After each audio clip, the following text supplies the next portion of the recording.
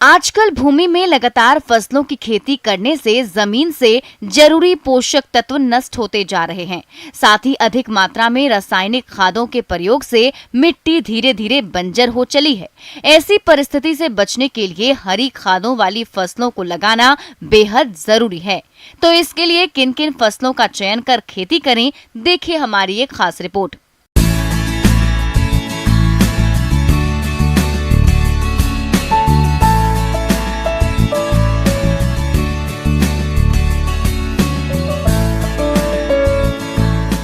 जैसा कि हम सभी जानते हैं कि हरी खाद सबसे पहले किसे कहते हैं ये जानना हमारे लिए जरूरी है।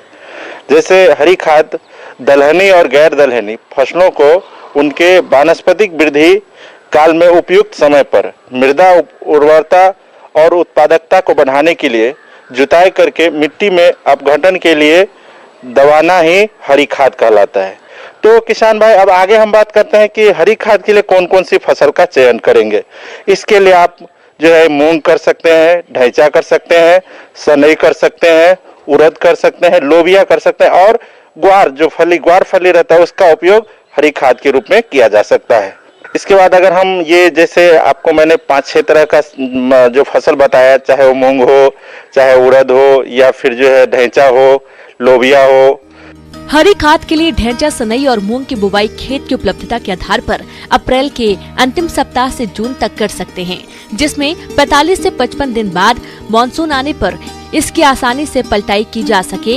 हरी खाद के लिए इसकी खेती प्रदेश के लगभग सभी क्षेत्रों में की जा सकती है। खेत की एक बार मिट्टी पलटने वाले हल से जुताई करके 2 बार कल्टीवेटर से जुताई की आवश्यकता पड़ती है। जहां तक इसकी प्रजातियों की बात आती है तो इसके लिए हिसार ढैंचा 1, हिसार ढैंचा 2, पंत ढैंचा 1 और पंत ढैंचा 2 सनई उन्नत प्रजातियों में K12 और SJ 67.42 तथा मूंग की उन्नत किस्में SML 67 आदि प्रजातियों का चयन कर बुवाई के लिए ढैंचा का बीज 30 से 40 किलोग्राम प्रति हेक्टेयर, सनई का बीज 75 से 80 किलोग्राम प्रति हेक्टेयर की दर से आवश्यकता पड़ती है और मूंग का बीज 35 से 40 किलोग्राम प्रति हेक्टेयर के हिसाब से प्रयोग करें।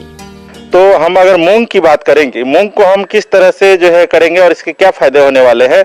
तो मूंग को हरी खाद के रूप में लगाने से उसमें खरीफ लेट या खरीफ गर्मा फसल के रूप में व्यवहार किया जा सकता है, यानी उसमें हम फसल में भी तैयार कर सकते हैं, फसल भी मूंगफली भी ले सकते हैं। और मूंग को हरी खाद के रूप में उपयोग करते समय हमें फलियों को तोड़ने के पश्चात प्रयोग किया जाए तो इससे दोहरा लाभ हो सकता है। इसके लिए किसान भाई कुछ खास प्रभेद भी है, जैसे पूसा विशाल, PDM 54, T44 और सोना जो वैरायटी है, इसका उपयोग हमें हरी खाद के रूप में हम इसका उपयोग कर सकते हैं। इसके बाद आता है किसान भाई हरी खाद के रूप में ढैंचा का प्रयोग। हम ढैंचा जो है सभी तरह के जल जमाव वाले क्षेत्र में, लवणीय क्षेत्र में, चाहे ऊसर भूमि हो या क्षारीय भूमि हो, सभी के लिए सर्वोत्तम हरी खाद है। और इसके अलावे अन्य हरी खाद की तुलना में ढैंचा अधिक जो है कार्बनिक अम्ल पैदा करती है, जिसके कारण ऊसर भूमि, लवणीय भूमि और क्षारीय भूमि को सुधार कर उपजाऊ बनाती है।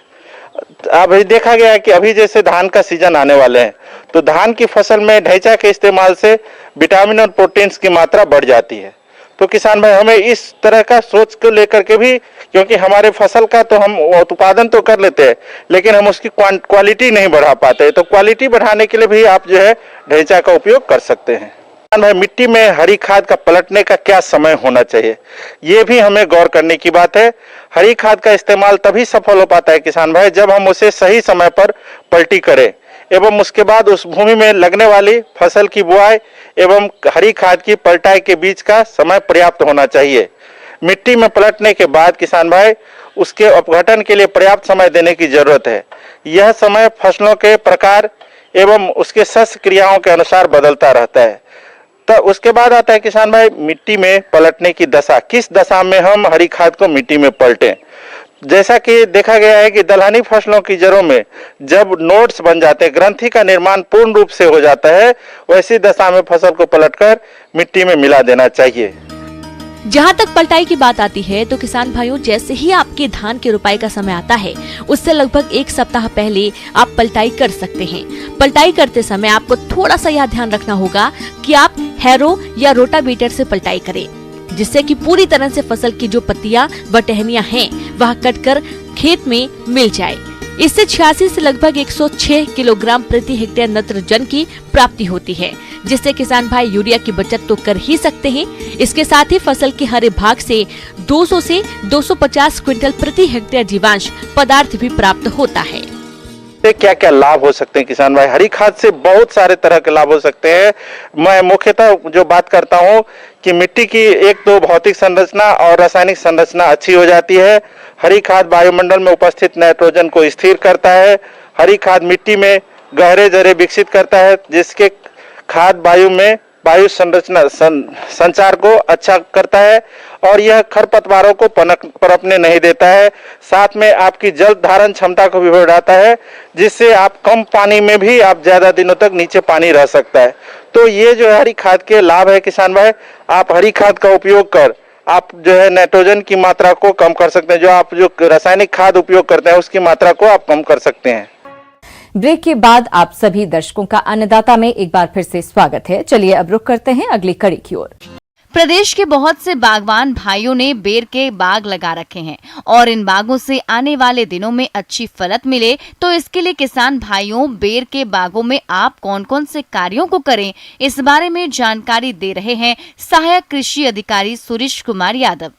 आज हम चर्चा करेंगे बेर की फसल में खाद, उर्वरक एवं सदाई कटाई प्रबंधन किस प्रकार से किया जाए। तो हम बात करें कि भारत के प्राचीन फलों में से बेर एक फल है और इसे गरीबों का सेब कहा जाता है, क्योंकि इसमें अनेक खनिज तत्व और विटामिन से इसमें पाए जाते हैं जो हमारे स्वास्थ्य के लिए लाभकारी होते हैं। और बेर से जैसे कैंडी, मुरब्बा ये उत्पाद भी बनाए जाते हैं। किसान भाइयों, बेर के बाग से अधिक फलों का उत्पादन लेने के लिए आवश्यक है कि आप इनकी सही तरीके से कटाई छंटाई करें। तो किस प्रकार से करें बेर के पौधे की कटाई छंटाई, आइए जानते हैं। हम बात करते हैं कटाई छटाई की, तो इस समय कटाई छटाई के लिए बहुत उपयुक्त समय है। और अगर हम हर वर्ष बेर के पौधों की कटाई छटाई करेंगे तो अच्छा उत्पादन प्राप्त होने की संभावना रहती है। अगर कटाई छटाई हम समय पर नहीं करते हैं तो अच्छा उत्पादन प्राप्त नहीं होता है। अब हम बात करते हैं कि किस प्रकार से बेर के पौधों की कटाई छटाई की जाए। तो अप्रैल और मई का जो महीना रहता है वो इसके लिए सर्व उपयुक्त समय होता है। जैसे कोई पौधा होता है, बेर के बगीचे होते हैं, उनमें सबसे पहले हम क्या करते हैं कि जो मुख्य तना रहता है उस तने से 4 से 5 शाखाएं हर दिशा में हम छोड़ते हैं और प्रथम शाखा को लगभग 30 सेंटीमीटर ऊंचाई पर हम काटते हैं। इसी प्रकार चारों दिशाओं की शाखाओं को 15 से 20 सेंटीमीटर के अंतराल पर हम काटते हैं, क्योंकि ये पौधे को एक उचित आकार और उसको सशक्त रूप देने के लिए कटाई छटाई का कार्य किया जाता है। और जो पत्तियां होती हैं उनकी कक्ष से जो नई शाखाएं निकलती हैं वो शाखाएं हमें फल और फूल देने के लिए समर्थ होती हैं। तो इस प्रकार बेर की कटाई छटाई करने से नई शाखाएं ज़्यादा निकलती हैं और ज़्यादा हमें फल और फूल प्राप्त होता है। इसके अलावा अगर बात करें तो जो गत वर्ष की लगभग 25% शाखाओं को हमें बाहर निकाल देना चाहिए। और इसके अलावा जो कुछ सूखी शाखाएं या जो कीट से प्रभावित शाखाएं, टहनियाँ होती हैं, पत्तियां होती हैं, उन या कोई बीमारी से प्रभावित शाखाएं होती हैं, उनको भी साथ में बाहर निकाल देना चाहिए ताकि हमें अच्छे से अच्छा उत्पादन मिल सके। और इस कटाई छटाई करने से अगर ज़्यादा पौधा हमारा हरा भरा रहेगा तो इसमें अधिक शाखाएं निकलने से फल फूल ज़्यादा लगते हैं और अधिक उत्पादन प्राप्त होता है। तो किसान भाइयों को मैं सलाह देना चाहूँगा कि बेर के बगीचे में इस समय कटाई छटाई करके और वो अच्छा उत्पादन प्राप्त कर सकते हैं। इन सब कार्यों के अलावा किसान भाइयों, आपको अपने बेर के बाग में खाद उर्वरकों का प्रयोग भी करना होगा।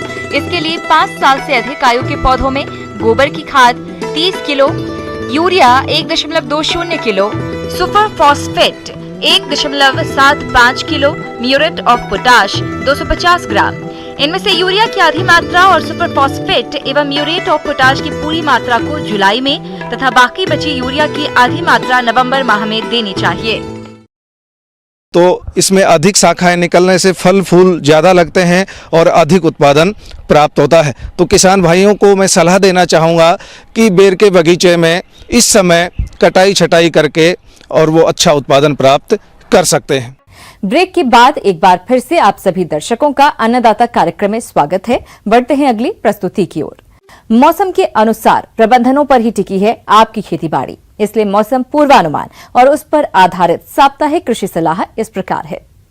ग्रामीण कृषि मौसम सेवा भारत सरकार एवं राजस्थान कृषि अनुसंधान संस्थान दुर्गापुरा जयपुर द्वारा भेजे गए मौसम पूर्वानुमान के आधार पर किसान भाइयों को सलाह दी जाती है कि कोरोना कोविड-19 के गंभीर फैलाव को देखते हुए किसान भाई सरकार की सलाह का सख्ती से पालन करें और स्वयं की उचित देखभाल, व्यक्तिगत स्वच्छता, मास्क का उपयोग, साबुन से उचित अंतराल पर हाथ धोना तथा एक दूसरे से सामाजिक दूरी बनाए रखने पर विशेष ध्यान दें। आम की फसल में फलों को गिरने से रोकने के लिए किसान भाइयों को सलाह दी जाती है कि 15 दिनों के अंतराल पर NNA 20 से 25 मिलीग्राम और प्लेनोफेक्स 0.4 मिलीलीटर प्रति लीटर पानी की दर से घोल बनाकर छिड़काव करें।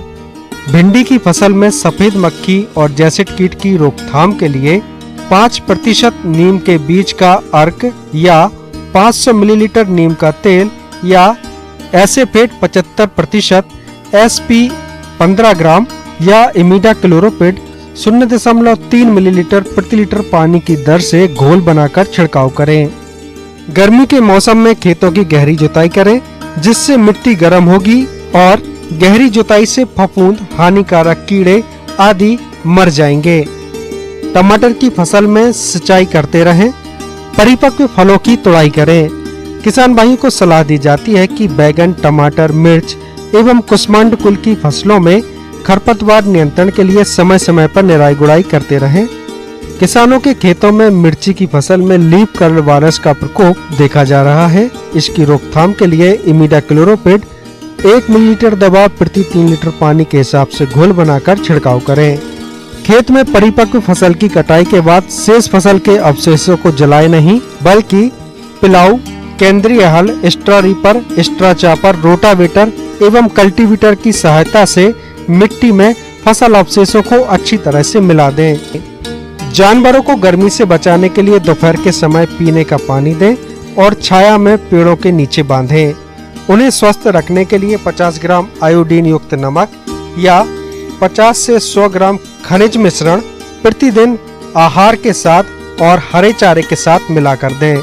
मिर्च व टमाटर की फसल में इस समय चुर्रा मुर्रा रोग होने की संभावना है, अतः इसके लक्षण दिखाई देते ही रोग नियंत्रण के लिए थायोमेथाक्साम 25 DG 100 ग्राम दवा 500 से 600 लीटर पानी में घोल बनाकर फसल पर छिड़काव करें। गर्मी के मौसम में खेतों की गहरी जुताई करें, जिससे मिट्टी गर्म होगी और गहरी जुताई से फफूंद, हानिकारक कीड़े आदि मर जाएंगे। अन्नदाता हेल्पलाइन निशुल्क फोन संपर्क सेवा के माध्यम से आपके द्वारा पूछे गए प्रश्नों में से 1 या 2 महत्वपूर्ण प्रश्न को हम अपने कार्यक्रम में शामिल करते हैं। इसी के तहत आज का चयनित प्रश्न और उसका जवाब इस प्रकार है। आज की अन्नदाता हेल्पलाइन में जिस प्रश्न को कार्यक्रम में शामिल किया गया है उसे पूछा है सूरतगढ़ जिला श्रीगंगानगर के किसान सुभाष चंद्र ने। आप एकीकृत मछली पालन पर जानकारी चाहते हैं ताकि कम लागत में मछली पालन करके अधिक लाभ कमाया जा सके। तो सुभाष चंद्र जी, आपकी जानकारी के लिए प्रस्तुत है कार्यक्रम का यह अंश।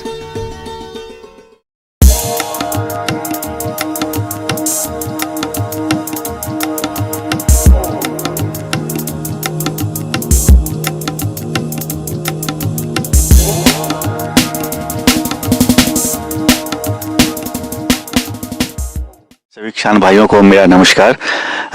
एक्चुअली समन्वित कृषि जो माना जाता है, जिसमें कि अलग अलग कंपोनेंट का खेती से रिलेटेड मतलब मछली से रिलेटेड अलग अलग कंपोनेंट को एक साथ फार्मिंग करने को समन्वित कृषि कहते हैं। खासकर मत्स्य आधारित जो समन्वित कृषि होती है, इसमें मत्स्य पालन के साथ साथ मुर्गी पालन, बत्तख पालन, गौ पालन, सुअर पालन, सभी को एक साथ मछली पालन के साथ साथ करना होता है। अगर उससे करते हैं तो फायदा इसमें अनेक हैं, और अनेक का बोला जाए तो इसमें होता है क्या कि एक कंपोनेंट का जो वेस्ट मटेरियल होता है वो दूसरे कंपोनेंट के लिए यूजफुल हो जाता है, जिसके कारण कि एक तरह से वेस्ट मैनेजमेंट भी हो जाता है। जो आपका वेस्ट निकल रहा है उसको कहीं कुछ फेंकने की जरूरत नहीं है, बाहर नहीं जाता है, उसको आप दूसरे कंपोनेंट में यूज कर सकते हैं। और साथ ही साथ आपका रिस्क कम हो जाता है कि अगर हमको किसी एक कंपोनेंट से किसी तरह की बीमारी हो गई या किसी तरह की प्राकृतिक आपदा के कारण हम उस कंपोनेंट का जो आउटपुट है वो हम नहीं ले पाते हैं, तो लेकिन दूसरा कंपोनेंट जो हमारे पास है वो हमें सहायता करता है कि कंपनसेट करने के लिए दूसरे कंपोनेंट से जिससे कि हमको हानि हो रही है। इसलिए समन्वित कृषि आज की समय की भी मांग है। अगर प्रदेश के किसान धान की खेती के साथ मछली पालन करें तो निश्चित ही सीमांत और लघु किसानों की रोजी रोटी का पुख्ता इंतजाम हो सकता है। धान संग मछली उत्पादन करके किसान अतिरिक्त कमाई कर सकते हैं। प्रदेश के क्षेत्र जहां वर्ष भर पानी की व्यवस्था रहती है, वहां धान संग मछली उत्पादन की समन्वित प्रणाली के तहत 2 फसलें खरीफ एवं रबी में मछली की एक फसल आसानी से ले सकते हैं। धान सह मछली पालन का चुनाव करते समय इसका ख्याल रखना चाहिए कि भूमि में ज्यादा से ज्यादा पानी रोकने की क्षमता होनी चाहिए, सिंचाई के साधन मौजूद होने चाहिए। इस प्रकार की खेती सीमांत एवं लघु किसानों की आर्थिक उन्नति और प्रगति में विशेष रूप से लाभदायक सिद्ध हो सकती है। और साथ ही साथ इसमें मत्स्य आधारित जो मत्स्य पालन है, इसमें सबसे अच्छा जो कंपोनेंट माना जाता है वो है बत्तख पालन का। बत्तख पालन से क्या होता है कि बत्तख जब तालाब में रहती हैं तो उनके जो चलने के कारण पैर के जो मोशन होते हैं उसके कारण तालाब में एरेशन होते रहता है, जिसके कारण कि ऑक्सीजन की मात्रा तालाब में बढ़ जाती है। तो मछली का ग्रोथ जो कि ऑक्सीजन और खाना इस दोनों पर डिपेंड करता है, उसमें मछली के ग्रोथ में जो ऑक्सीजन बढ़ती है बत्तख के कारण, उसके कारण उसके बहुत फायदा होता है।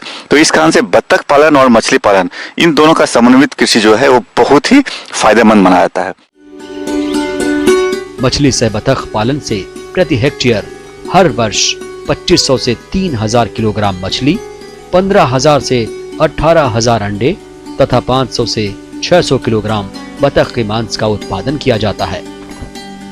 इस प्रकार की मछली पालन में न तो जल क्षेत्र में कोई खाद उर्वरक डालने की आवश्यकता है और न ही मछलियों को पूरक आहार देने की जरूरत। मछली पालन पर लगने वाली लागत 40 से 60% कम हो जाती है। इसके साथ साथ मुर्गा पालन में मुर्गा का जो बीट्स होता है, जो उसका फिकल बिटर होता है, उसमें नाइट्रोजन बहुत अच्छे से मात्रा में मिलती है। तो अगर मुर्गे के जो बीट्स होते हैं, जो फिकल बिटर है, उसको हम लोग यूज करें अगर अपने तालाब में, मछली के तालाब में, उससे हमें प्राकृतिक भोजन जो मछली को मिलती है उसका उत्पादन बहुत ही अच्छे से अच्छा तरीके से होता है, ज्यादा होता है, तो मछलियों को खाने में दिक्कत नहीं होती है। मछली पालन के साथ मुर्गी पालन व्यवसाय लाभप्रद है। इस तकनीक के अंतर्गत मुर्गी की पोल्ट्री लीटर, विष्ठायुक्त भूसा, मछली पालन पोखर में खाद के रूप में डाला जाता है।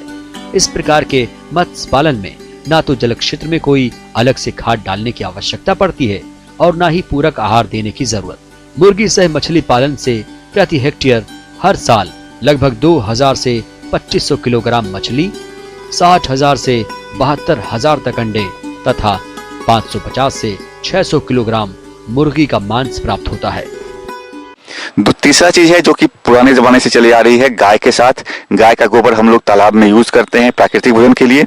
यहाँ पर भी हम लोग गाय के साथ मत्स्य पालन करें तो ज्यादा से ज्यादा फायदा मिलता है।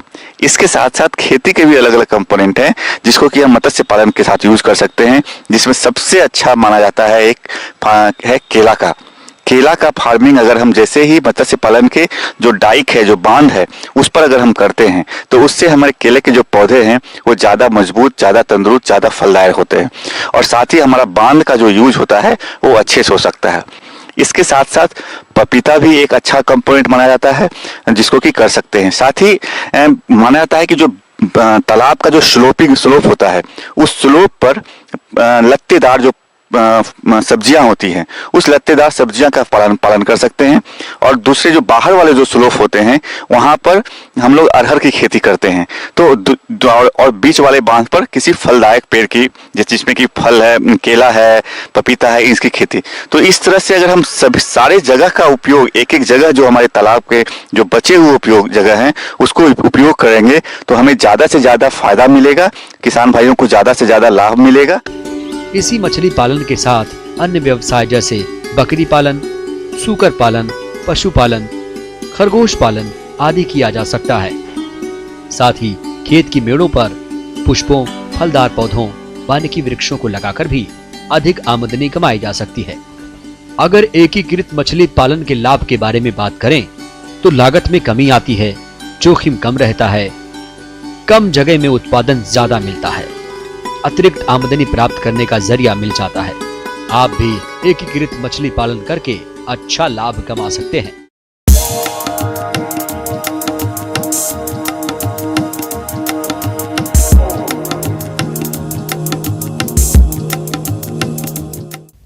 किसान भाइयों, अन्नदाता आपकी सेवा के लिए संकल्परत है। कृषि संबंधित समस्या और सुझावों के लिए आप हमें इस पते पर संपर्क कर सकते हैं।